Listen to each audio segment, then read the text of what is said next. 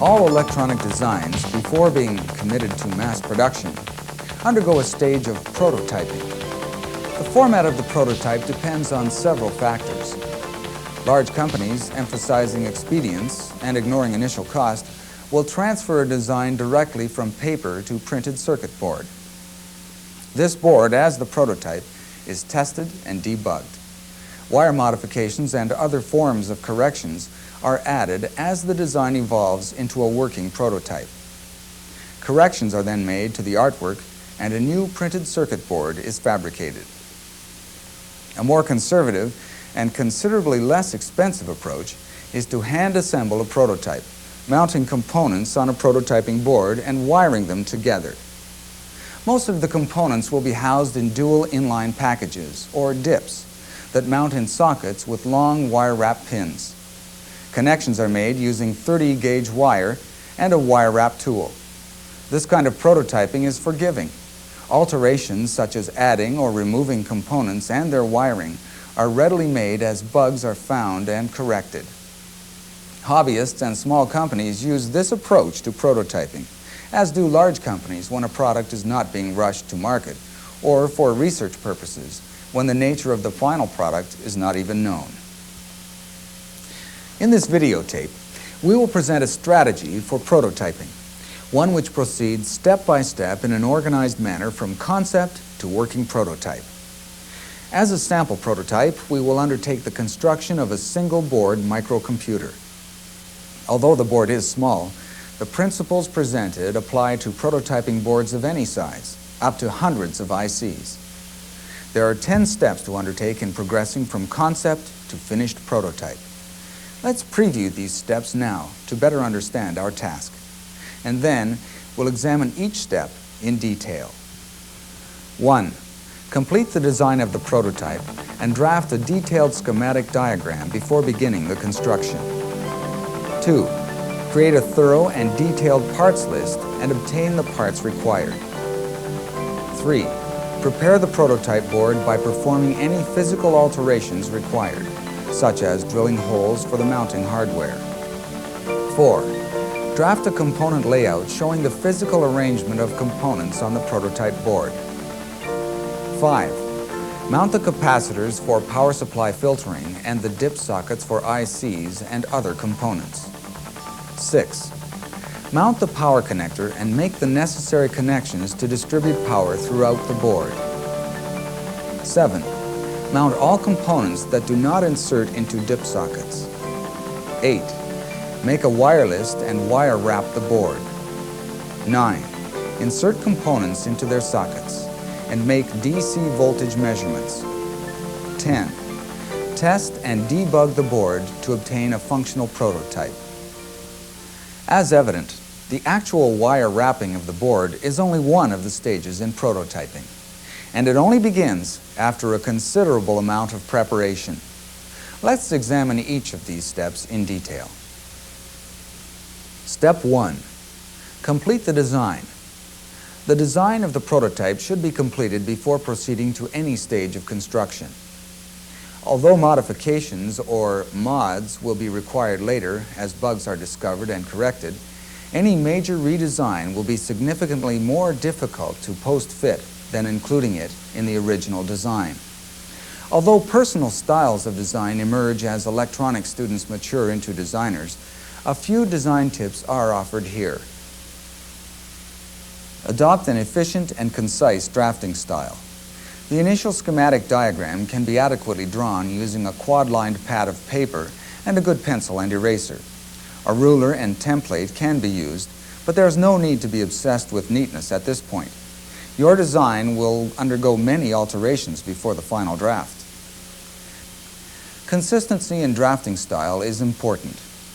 Symbols for logic gates and MSI and LSI devices such as counters, registers, peripheral interface ICs, and microprocessors should correspond with the manufacturer's symbol in the device's datasheet. Draft the design to show functionality. This is an important point. The schematic should be a functional diagram. The component layout, which comes later, is a physical diagram. Do not attempt to show logic gates as they are arranged in the IC, starting from pin 1 at the top left and progressing around the IC as shown in this switch debounce circuit. Such renderings are difficult to follow and should not be used in a schematic diagram. Draw the circuit to show the functionality of the devices used. Here, we see the switch debouncing circuit, drawn to show how the NAND gates are being used rather than their physical position within the IC package. The labeling used in the schematic diagram and the component layout is sufficient to locate any device for wiring or debugging purposes. Use dual inline packages wherever possible. Most components are available in a variety of packages, of which the dual inline package, the DIP, is the easiest to use in prototypes. DIP components insert into wire wrap sockets, and then the connections are made by wrapping wires to the pins of the sockets. Switches, both single pole single throw and single pole double throw, are available in panel mount and DIP arrangements. The DIP arrangement is clearly easier to accommodate in the prototype and should be used when the option exists. An alternative to standard resistors is the resistor array in a dual inline package. There are several arrangements, including separate straight-through resistors and pull-up resistors with one lead in common. They are easy to incorporate into a wire-wrapped prototype. Light-emitting diodes are available in DIP formats. Although the 7-segment LED display is the most common, LED bar graphs are also available, as are full alphanumeric displays featuring an X by Y matrix of LEDs. Ribbon cables can terminate in DIP jumpers which plug into standard IC sockets. Although more fragile and bulkier than other types of connectors, DIP jumpers are inexpensive and cables using them can be assembled using a standard vise rather than custom tools. Discrete components, when they are necessary, can be mounted in component carriers which insert into DIP sockets. Component changes required during debugging will be easy to make, since a component can be removed from a carrier without removing a wire connection. Use filter capacitors between +5 volts and ground. Designs which use digital ICs must take precautionary measures to provide clean power to the ICs. Include a 10 microfarad electrolytic capacitor, where power enters the board, and one 0.1 microfarad ceramic capacitor for every 1 or 2 ICs on the board. Indicate the presence of these capacitors in the schematic diagram near the power connector. We'll discuss power supply filtering again later. Step 2. Make a parts list. When the design is complete, explicit part numbers must be established for each component. The part numbers for the key components such as microprocessors or memories are obvious, but for other components such as logic gates, switches, or connectors, a choice exists. The schematic should be examined for possibilities of component minimization or optimization. For example, if the design requires one 2-input NAND gate and two 3-input NAND gates, instead of using 2 IC packages, one can be used, since the 2-input NAND function can be implemented using a 3-input gate with the extra input tied high. Other possibilities exist, such as making an inverter from a NAND gate or NOR gate. The idea here is to consider every component in the schematic diagram in the physical sense. Each component appears in the design for its functional use. Now, decisions are made for the packaging and mounting of each component. Perhaps the most important decision is in the choice of the prototyping board. A prototype which uses digital ICs, such as logic gates, memories, and microprocessors, must be built using a high-quality prototyping board.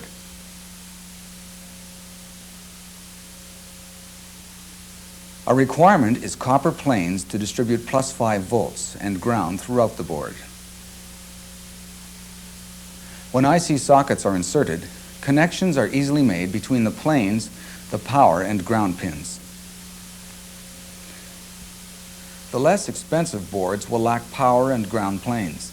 Thus, power must be distributed by daisy-chaining wire wraps from IC to IC. Such boards spell disaster for all but the simplest designs and should not even be considered for a prototype which uses LSI devices such as memories or microprocessors. The parts list should include columns for the quantity of the parts required, the part number, the manufacturer, a description of the part, the local supplier, the unit price of the part, and the total price, which of course is the quantity times the unit price. More parts will appear in the parts list than in the schematic diagram, since IC sockets, component platforms, and mounting hardware, although not part of the functional design, are essential parts in the prototype and must be included in the parts list. If for no other reason than good bookkeeping, try to include all parts in the list, down to the nuts, bolts, spacers, test point pins, etc. This will make the real cost of the prototype easy to determine, and in the event the prototype is built again or becomes a finished product, the parts list will greatly assist in creating a bill of materials. The most important entry in the parts list is perhaps the manufacturer's part number. Once a component is linked to a specific part number, its size, mounting requirements, and other physical properties are determined. Then and only then can the component layout be started. When the parts list is completed, obtain all the parts before proceeding. Step 3. Perform physical alterations to the prototyping board. The prototyping board will probably require some physical changes. These may involve drilling holes for the mounting hardware or cutting away portions of the board with a utility knife. Perform these alterations now and sand or file the rough edges. Clean the board to remove any remaining grit. This is a good time to mention the importance of maintaining a clean and organized work area. Both the prototyping board and the work surface should remain clean and free of grit. In particular, metallic filings or bits of wire should be cleared away immediately, since they can get lodged in the prototype and create short circuits that will come back as bugs to haunt you later. Step 4. Make a component layout of the prototype board. The component layout is a physical diagram of the prototype board. It shows the arrangement of ICs, connectors, and other components, and, in general, uses an XY labeling system for establishing a coordinate for each. Some prototyping boards come with layout worksheets to facilitate this task. Since dip sockets vary considerably in size, it is difficult to keep the rows and columns of sockets aligned. Some ingenuity will be required. A common scheme uses letters and numbers for the rows and columns of components. The first component to locate on the prototype board is the power connector. Locate this connector near the power and ground planes at a location where heavy gauge wire can be conveniently run from the connector to the planes. Next, place sockets on the prototyping board that correspond to ICs in the design.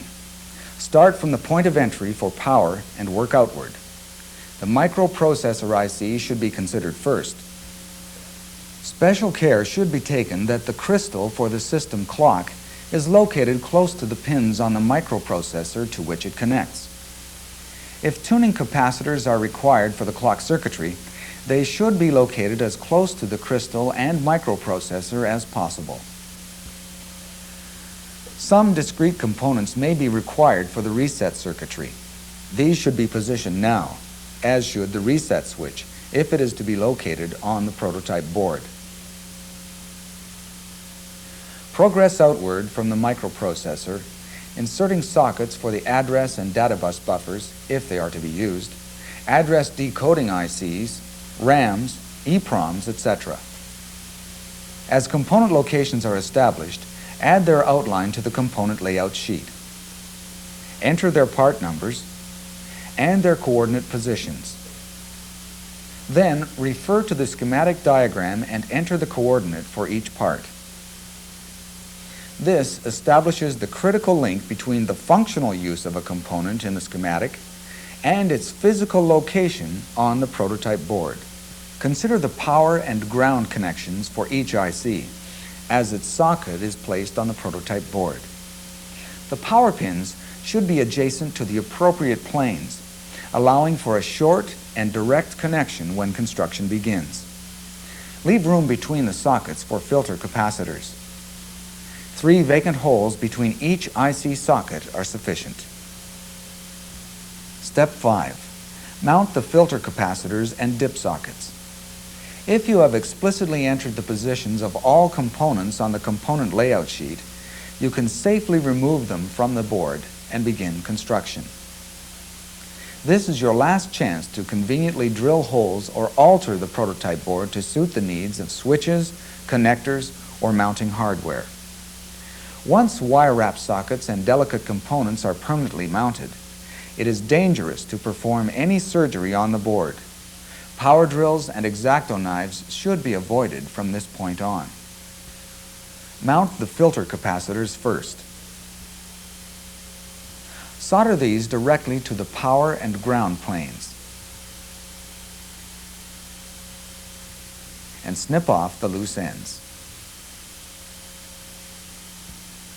File and sand the sharp edges that remain to prevent potential short circuits when the board is wired. It is wise at this point to perform a resistance check between the power plane and ground plane. A shorted filter capacitor will create a 0 ohm path between power and ground. Since there are so many capacitors involved, the culprit may be difficult to find. A healthy board will exhibit a low resistance when the ohm meter is first connected, followed by a rising resistance as the filter capacitors charge. The dip sockets are mounted next. To create a solid physical connection, apply a drop of glue under the middle of the socket as it's inserted into the board.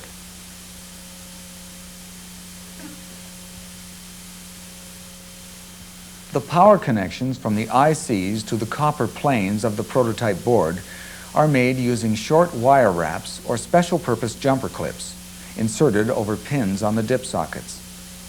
These clips are inserted using an inexpensive special purpose tool or using needle nose pliers. Either way, they are tricky to install, and the technique will take a little time to perfect.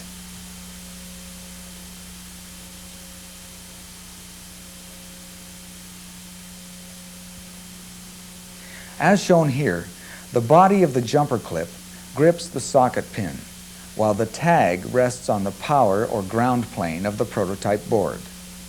The body should be soldered to the socket pin, and the tag should be soldered to the copper plane. 6. Mount the power connector. The power connector should be mounted now, with heavy gauge wires run from the connector to the power and ground planes on the proto board. The connector may be glued or bolted on the board depending on the type used, and the wires twisted onto the posts of the connector and soldered.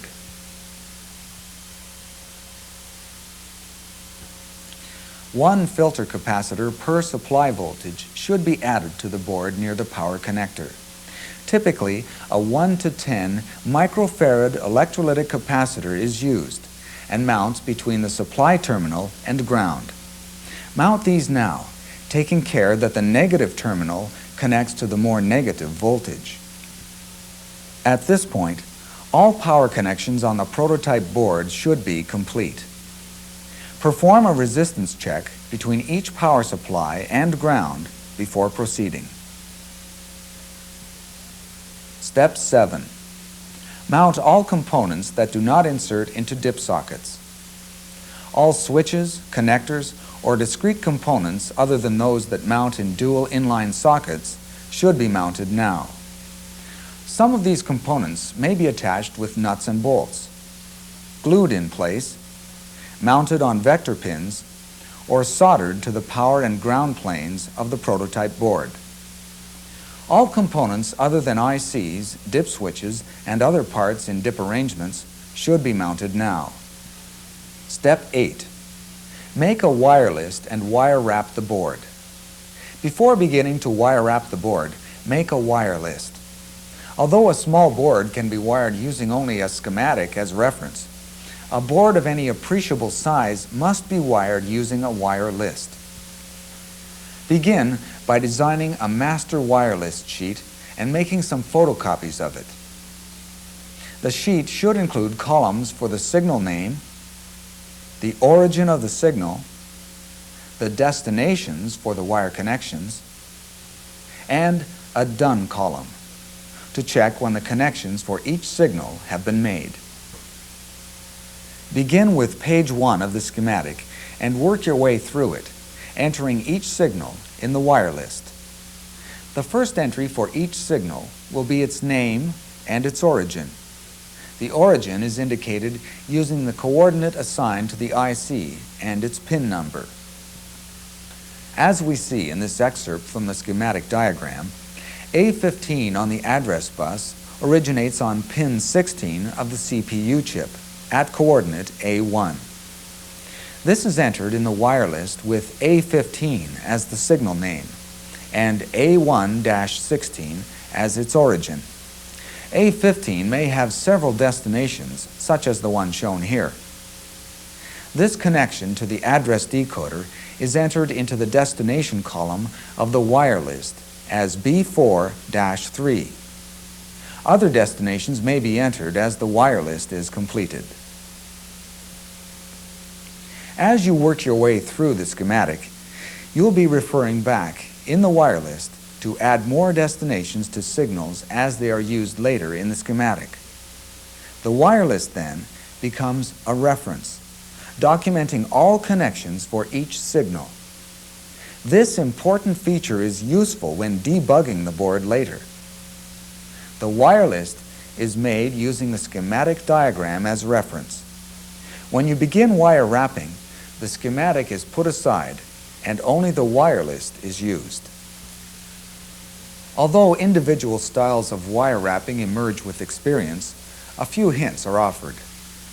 Wire wrap the board on a clean and spacious work surface.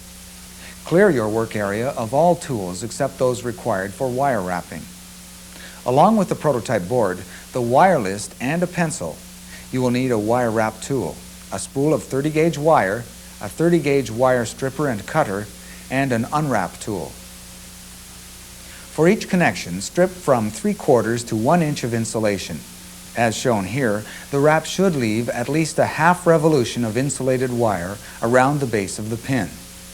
Make sure there is no bare wire protruding from the socket pin. Connection should proceed from pin to pin straight across the board and should not be too tight nor too loose. Wires should not be bussed around the board between and around rows of socket pins. Although the result looks nice, capacitive effects build up when signals travel parallel to one another. A properly wrapped board will contain a mess of wires traveling in every which direction, directly from pin to pin. When wrapping signals with multiple destinations, study the wire list before making the first wrap to determine the most efficient order of wrapping. If, for example, 2 connections are required as seen here, they should not necessarily be wired in the order appearing in the wire list. Connecting from A to B to C is wasteful. Connecting from A to C to B is the correct path, since it minimizes the amount of wire required. Thus, we see another benefit of using a wire list. The best path for connections can be determined for each signal before the first wrap is made. When all the connections for a signal are made, enter a check mark in the Done column of the wire list. If a wiring error is made, unwrap the connection and carefully remove any pieces of wire that break off. The little twists of wire will create bugs if they fall into the prototype board and get lodged in the wiring. Step 9. Add the components to the board and perform preliminary measurements. This is an exciting stage in the construction of the prototype. The wiring is complete. ICs are about to be inserted into sockets, and the board is about to be tested for the first time. Begin by applying power to the bare board and measuring the power supply voltages throughout the board.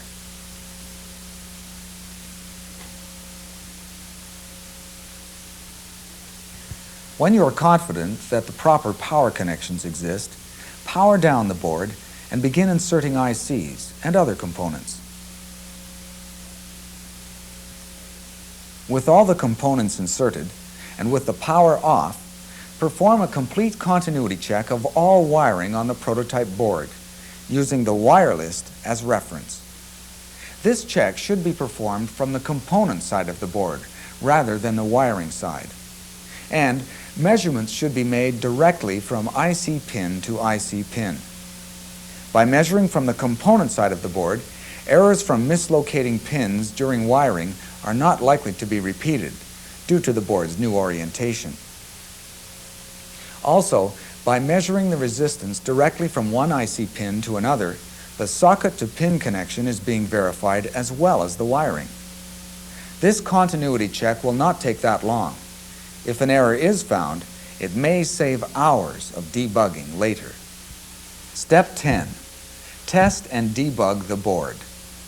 When you're confident that all the wiring is correct and that the proper power connections exist, cross your fingers and power up the prototype board. If your design is flawless and the construction of the prototype has been meticulously carried out, you may be fortunate enough to find the prototype is functionally operational right away. This is very much the exception. Most prototypes, particularly if they involve a large number of ICs, will have a few design flaws and construction errors. The prototype is not likely to work when it is first powered up. The testing and debugging stages are difficult to explore in any detail here, since they depend on the nature of the prototype. However, assuming that the prototype is microprocessor-based and uses a monitor program in EEPROM, some basic tests are in order. If the design is known to be correct and an existing monitor program is supplied in EEPROM, it is reasonable to assume that an error at this point lies in the construction, rather than in the hardware or software design. The most common construction errors result from mistakes in wiring. If you skipped over the continuity check suggested earlier, there is no point in proceeding. Power down the board and check all the wiring using the wire list and an ohm meter. You should also check your documentation. Verify the wiring list against the schematic diagram and verify the schematic diagram against the manufacturer's data sheets. Errors commonly occur when wrong pin numbers are copied from data sheets or from the schematic diagram. Don't forget to perform a visual check on the prototype board. Pins sometimes bend and short against one another as the prototype is constructed. When you are 100% sure that the wiring is correct, power up the board and measure the DC voltages on the power and ground pins of all ICs. Make sure these are within the 5% tolerance required for commercial-grade ICs. If the DC voltages check out, check the AC signals on the system, beginning with the system clock. Use an oscilloscope to get an accurate measurement of the amplitudes and frequency of this signal. Any problem here may be traced to the crystal circuitry on the microprocessor IC. Measure the other AC signals, such as the read and write signals on the microprocessor control bus or the baud rate clock for the serial interface. Do your observations make sense? Check the manufacturer's data sheet for the proper conditions for these signals. If everything is in order with the wiring, DC voltages, and AC voltages, finding the elusive bug becomes ever more difficult. Experience reveals that most faults at this stage are still the result of construction errors, even though the board may have been checked several times. Another possibility is that a component is faulty. Any components not needed for the minimum power-up and reset sequence should be removed from the board entirely to reduce the possibilities for the fault. Try substituting new ICs for ones that may be blown. Beyond this point, it may be necessary to use a logic analyzer to examine the activity on the microprocessor's data, address, and control buses immediately after reset. The use of such a device for troubleshooting purposes is beyond the scope of this videotape, since the observations are highly dependent on the specific components used. Debugging skills improve with experience. and eventually the fault is found and corrected. Make sure the schematic, parts list, component layout, and wire list are updated to reflect any changes made to the prototype. If the prototype board has been constructed using the sequence of steps outlined here, the process of debugging is brief and the prototype is soon functional. Not only does it work, it is well built, well documented, and an excellent example of the art of prototyping.